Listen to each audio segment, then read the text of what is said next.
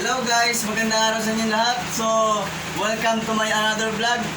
At ang gagawin natin ngayon ay gagawa tayo ng hagdan.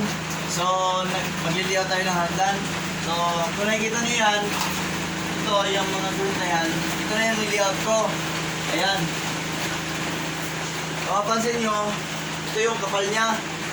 Hindi na natin sinunod yung kapal na minimum na kapal niya na 15. So, ginawa ko na lang 11.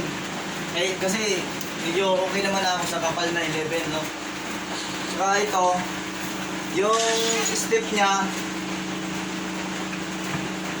nakailang ulit kasi ako ng pag-layout kasi hindi ko makuha yung tinatarget kong bilang ng baitang natin. So, naging 30 ang ating step.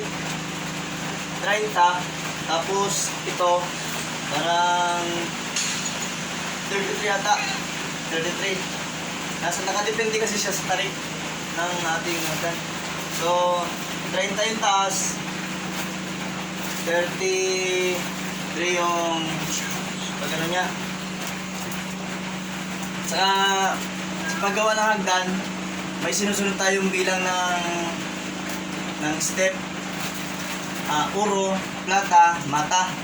So, yung ginawa natin step, uro, plata, mata, uro, plata, mata, uro, plata, mata, uro. So nagtapos tayo sa uro. Ang ibig sabihin ng uro, kayamanan. At ang ibig sabihin daw ng plata ay silver, so swerte. At ang mata ay malas daw. So yun yung sinusunod nating bilang ng step, no? Kailangan huwag tayo magtapos sa mata. Okay lang na magtapos tayo sa oro or plata. Kaya yun, okay yung ating layout, kumaga, no? Kaya ito, gagawin ko ito ngayon. Kaya ito naman, layo-layo ko dun. Ito naman, kaya nagawa ko ito, pagkakapitan natin ng forma para ito sa ilalim niya. So dito natin kakapit yan. So ito, gagawin ko na ito ngayon.